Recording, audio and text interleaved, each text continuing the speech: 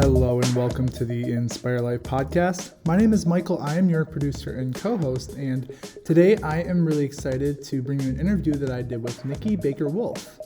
Nikki is a friend of the Inspire Life family. She's a life coach and she's also a podcast producer, and she shares her journey of how she got into life coaching and really touches on some great points that I think we all can learn from. We talked about discernment and understanding decision making. We also talked about why coaches are so important when it comes to doing things like that. And we also touched on how being open-minded to and allowing of any opportunity that comes into your life can really help you continue to live a thriving and vitalistic life, as well as open new doors. So before we jump into the episode, let's hear a word from one of our sponsors. This episode of the Inspire Life podcast is sponsored and brought to you by Inspire Life Chiropractic Center, where we help women, men, and families overcome trauma and chronic health challenges and in turn reclaim their power in their everyday lives. Our unique approach to care is unlike anything you've probably experienced when it comes to true healthcare. Our gentle nerve system first approach is gentle, powerful, and extremely effective in helping people function and feel better from the inside out without the use of drugs and surgery. So if you're curious how we can help you, your friends, and your family, let us know. Reach out because we're here to help you. You can give us a call directly at the office at 651-756-1218. Email us at connect@inspirelifechirocenter.com and visit our website at inspirelifechirocenter.com. And without further ado, let's hop into the episode. It looks like we're recording, so It's official. It's official. Welcome to the Inspire Life podcast. My name is Michael. I am your producer and co-host, and today I am really excited to be interviewing Nikki Baker-Wulf. And she has a story for us, a journey really to becoming a coach and helping people live empowered and thriving lives. So she's a friend of the family of Dr. Mel and I, and just really excited to hear more from her. So Nikki, if you want to just start, maybe take it from wherever you want to start. What's most pertinent for you to share first when it comes to your journey to where you're at now? A choose your own adventure beginning. I feel like this is the hardest question because it's like, there are so many places that I recognize as, I guess, a starting point, but really it's a transition point because the only starting point is when you're born. So it feels like the beginning, but it's also hard to pinpoint beginnings as they go. Well, I can start with deciding to be a life coach. Yeah. What sparked your interest there? Yeah.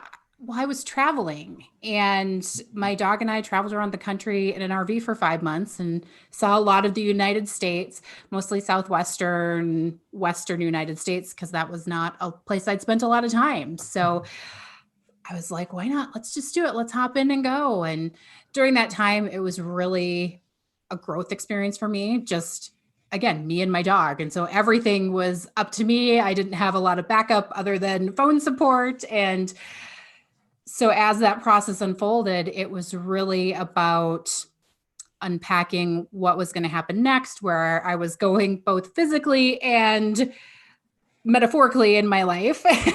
Yeah. And started to look into, what do I really enjoy doing? What really speaks to me, and how do I want to serve in the world? I'd spent a lot of time learning about myself and uncovering things and finding peace with things. And during that journey, it really became about, how do I want to use it now? Instead of just, how can I learn more? How can I understand more? It's, what can I do with it now? Yeah. It's cool how something like traveling, in an RV can be, you think about things maybe differently. And it's just, you're throwing yourself into different environments every day and really having to adapt. I have some questions actually about the RV trip, because I personally know at least one of my friends, a couple of my friends who it's their dream to like buy a van and redo the whole thing and then live in it. So I hear that a lot. yeah. And I'm just curious. So, I mean, from your experience, what are maybe some of the really cool things? What are some of the challenges or things that maybe aren't so glamorous? Just for anyone who's listening, who's always dreamed of living in a van or just so maybe they get a taste of what it might be like. Well, and initially I wanted to do a van. That's what Okay. started the dream, was the hashtag van life, and looking at all, the feet out the back of the van with like the dreamy vista, and like, oh, that could be amazing. And every day a new experience. And the reality is every day is a new experience. And it actually can be very taxing on your nervous system to constantly be having to figure out, where are the bathrooms? Where do I grocery shop? Oh my gosh, what happens if? And so it was a lot of fun, and there were so many good things, and it's easy to talk about the good things. That's what, the hashtag is about, is the beautiful things. And even people who like are talking about the worst things about van life, they always kind of put a positive spin on it. Right. And when I read those or watch those, I'm always conscious of, in the RV, I was responsible for dumping the poop out of the holding tank. I never, ever before or since have had to think about what's going to happen to my waste or the wastewater from doing the dishes, or is the RV level enough that I can put a pen on the table and everything's not going to roll off with it. So it's just a different consciousness that you have to get into. And what I really enjoyed was slowing down. At first, it was about seeing all the things and doing all the things. And after about the first month or so, it was, I'm going to stay here for 2 weeks. What can I do for 2 weeks? Let me grocery shop for 2 weeks so I really don't have to move from this spot. And discovering what's out there.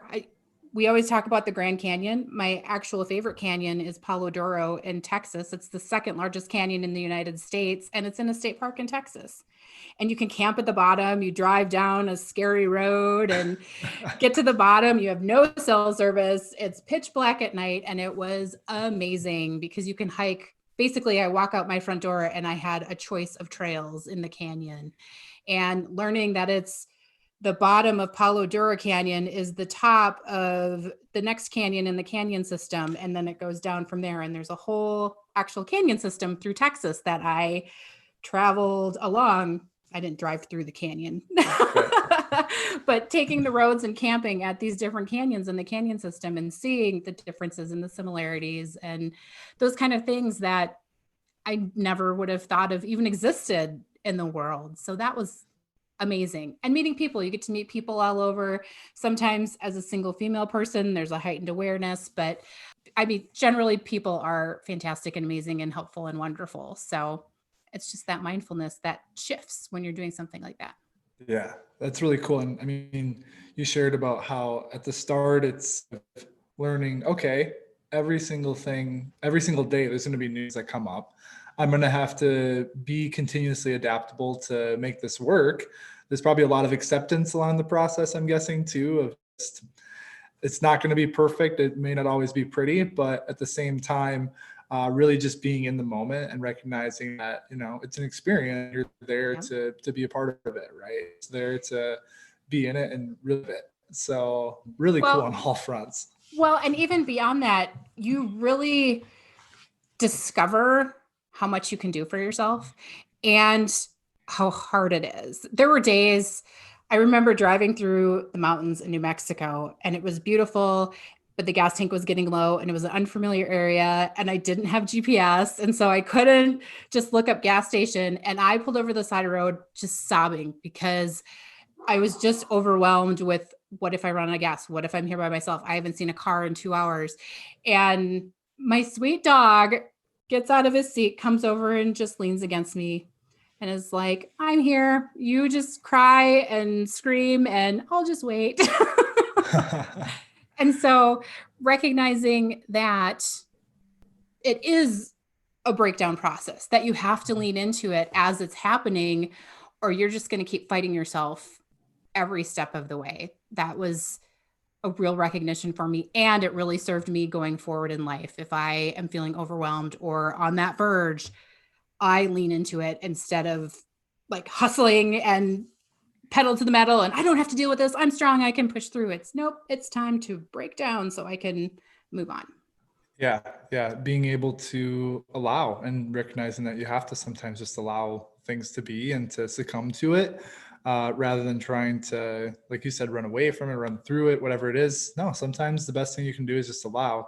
And then also what you said too, I mean, having the pooch there, having the dog was probably really key in a lot of different instances. I can't even imagine.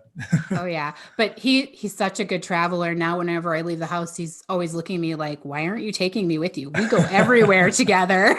Yeah. Oh, he's an adventure dog. He is an adventure dog. He loves going and doing and exploring. And yeah, he's had a challenge with COVID because he loves meeting people and he doesn't understand social distancing. He's a hound dog. Yeah. Yeah. He'll, well, we'll get back to him being able to get all the pets. I'm sure we will. Very soon, hopefully. So, tell me about the transition from, going on this trip, having this experience, learning a lot about yourself, learning a lot about, your resilience and what you're capable of doing and how that's kind of transitioned into you stepping into a role as a life coach, and the program that you just recently completed. Yeah. Well, along the journey, it feels weird to say, but it was very profound for me to, again, one of those breakdowns was when you have all of the options. I could literally go anywhere, left or right, up to the mountains, down to the beach. The choice was as long as my RV could drive there, I could go there. And it sounds amazing, but when you realize you have all the options, you have to narrow down all of the options.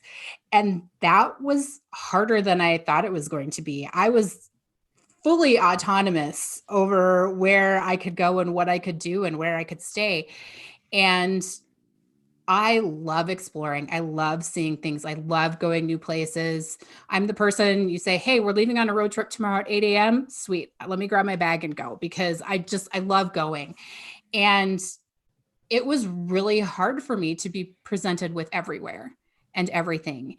And through that process, I really got to know how to pay attention to what I'm drawn to and make it happen, how to step into it, not just to say, I want to go everywhere. But again, I followed that canyon system because that was amazing. It was time to do it and it felt good. And so it's funny even talking about it because I remember how hard it was being in it and looking back how far I've come from that moment to say, okay, what feels good? What do I want to do? What sounds fun? What's really pulling me in?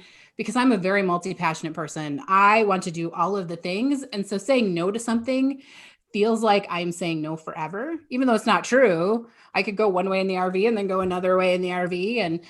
And, but when I make a decision, it feels like I'm closing the book on something else. And so navigating that process and finding a peace within that, I was on my own. I didn't have a coach. I had friends who were supportive, but not in necessarily the way I needed or thought I needed, because it was really part of my evolutionary process to figure this out. And so through that, I found, teachers online and YouTube videos and books and that kind of stuff, and really recognized it was an almost situation where I'd get some things here and some things there, but nothing directly to what I needed. And so as I started researching that, I discovered coaching and how that could really address specifically for me what I needed. And so the general information is amazing. It got me so far, but to get over that next hump or that next hurdle, I could have,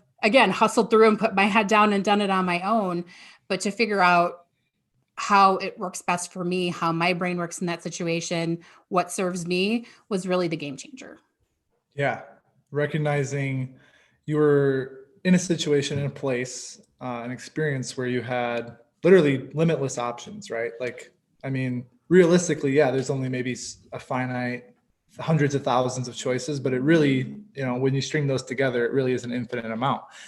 And, just from my experience with coaching, what I'm hearing is that you had the process of recognizing that it's okay to narrow down to have a singular focus, because I'm the same as you. I'm multi-passionate in many different ways.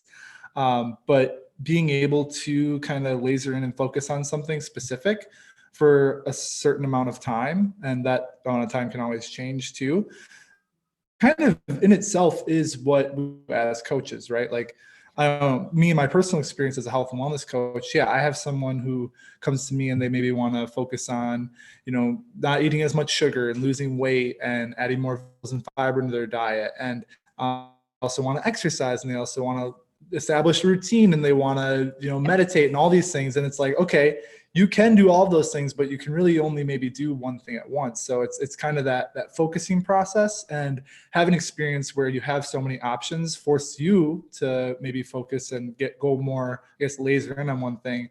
And that helped you realize that that's something that you want to help other people do as well. Is that kind of what I'm hearing? Yeah. Well, and the trickle over of that, like if you start eating better and working out, you sleep better at night. Maybe that wasn't your goal, but it feeds into that. And for me, if people really start getting clear on what they're doing, because I'm not so health and wellness focused, but if they start getting clear on what they're doing in their life, they're, maybe I enjoy yoga. I've been doing these hard hitting workouts, but slower is serving me more. And so even though it feels like you're just focusing on one thing, it spills over in ways that you can't imagine until you recognize what's happened.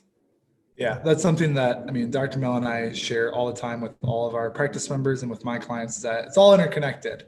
Absolutely. Right? You start with one thing like flossing every day, and soon enough, like you said, you're doing yoga every night. So focusing on things you can do to enhance rather than trying to take away the negatives is another kind of hallmark of coaching, right? So building off that too, I know that the program you did was kind of your focus within the program. Can you tell me more about that, and how what you learned and what you did was maybe different than what I do as like a health coach, or maybe more of a traditional life coach? Because I know it was a little bit different, right? Like more of a specific type of coaching. Well, within my coaching program, we have what's called major concentrations, and I chose a somatic concentration, which is how feelings, emotions, energy shows up in your body. And so the best way I feel like I can characterize it is when you're starting to get sad and you feel that lump in your throat. And there's all kinds of physiological things, but it's really the emotional showing up in your body. Or if I get really touched by something that's happening, whether it makes me really happy or really sad, my eyes tear up, not because I'm making it happen, but it's a response to an emotion happening. And on a more subtle level, that can also be, when something is a yes for you. You get a feeling in your gut, you get chills, something really resonates, you feel it some way. But your body's also talking to you in ways you don't necessarily mentally recognize. And so the somatic concentration that I did is really about reconnecting with that embodied response, so you have more information as you're doing things. I was really disconnected from my true yes and my true no. And when I am in my body, it is very clear. It is very obvious. But that was a process of discovery for me that really opened up to something I really love doing, because I'm so curious and I love connections. Yeah. Well, it's really cool too. And you bring up a really, back to that interconnected point, right? We have things and phenomena that happen within our body that sometimes we're aware of, sometimes we're not. And, having a coach to help you understand what the true deepest meaning of that might be, and how you can utilize those to serve you and, keep progressing in whatever way it is that is important to you. I think it's awesome. I'm on board. I love it. And I think, just working here at Inspire Life Chiropractic Center, and with the way that my sister works with people as a chiropractor, we know that there's a lot of power in understanding that mind-body connection, and how, things show up in different ways. And oftentimes, if we are unsure, if it feels like there's ambiguity around it, or we just don't really necessarily understand it, it's good to get support and to get a different perspective and a knowing of what this may actually be, rather than just playing the guessing game per se. So. Absolutely. Well, and sometimes it starts with the guessing game. When I was discovering, is this really a yes for me? Is this a no? Or am I feeling the FOMO and like how to navigate that? It was a lot of guessing. This feels weird. This feels good. I don't really feel anything here. What do I do with that? And so it's guessing, but it's learning kind of that scientific method. It starts with a guess and what you think might happen. And then you go from there to prove for yourself, because everybody's different. It shows up differently for pretty much everybody else. There's similarities, but everybody is their own unique jam for that. Oh yeah. Experimentation. That's what I'm hearing. And I love experiments. So me too. Awesome. Yes. So we're wrapping up here, and I asked this question. I'm not sure if you've listened to the podcast, but I asked this question to every guest as the last question that we do. And that question is, I guess, what would be your takeaway, or I guess the one thing you would share with our audience, just to share? What's the most important thing for you? For me, it's always about curiosity. Emotions are information, reactions are information, how your body feels, it's all information. And when we attach our stories to what is coming up, that's what creates the chaos in the mind, in the life. And so if we can take a step back and say, okay, that happened. Wonder what that's about. Let's look at it. Let's figure it out and be curious around it so we can learn from it and do better next time, or do the same next time if it really served us.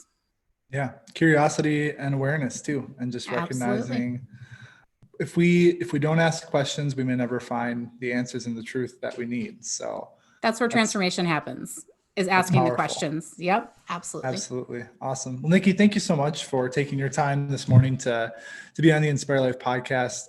Let our listeners know too, before we wrap up here, how can they get in touch with you?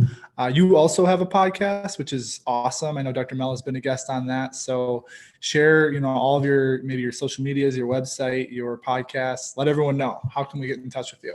Absolutely. I am all the places as Nikki Baker Wulf, website, Instagram, all that fun stuff. And I also do kind of a crazy, awesome podcast called The Best Parts Podcast with 4 of my best friends.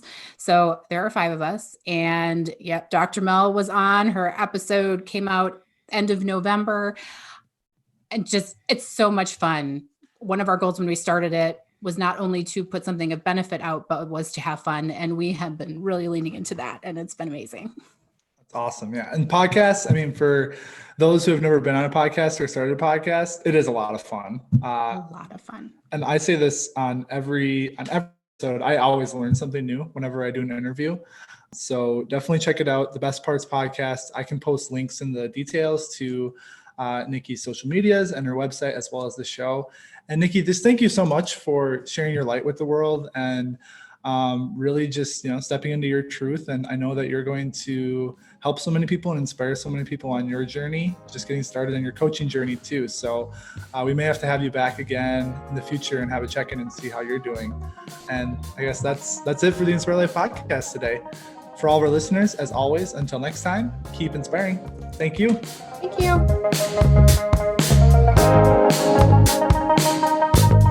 Thanks for tuning into the Inspire Life podcast today. Make sure you check out the Best Parts podcast as well as Nikki's website. Also give her a follow on social media such as Instagram and Facebook. Also, don't forget to comment, like, and subscribe on whatever channel it is you're listening to the Inspired Life podcast on today. That helps us get the word out to more people to help everyone continue to reach their health and wellness goals. Lastly, hop on over to Facebook and join the Inspired Living community. There, Dr. Mel and I share all of our tips and strategies to help you continue to live your most inspired and thriving life. And until next time, keep inspiring.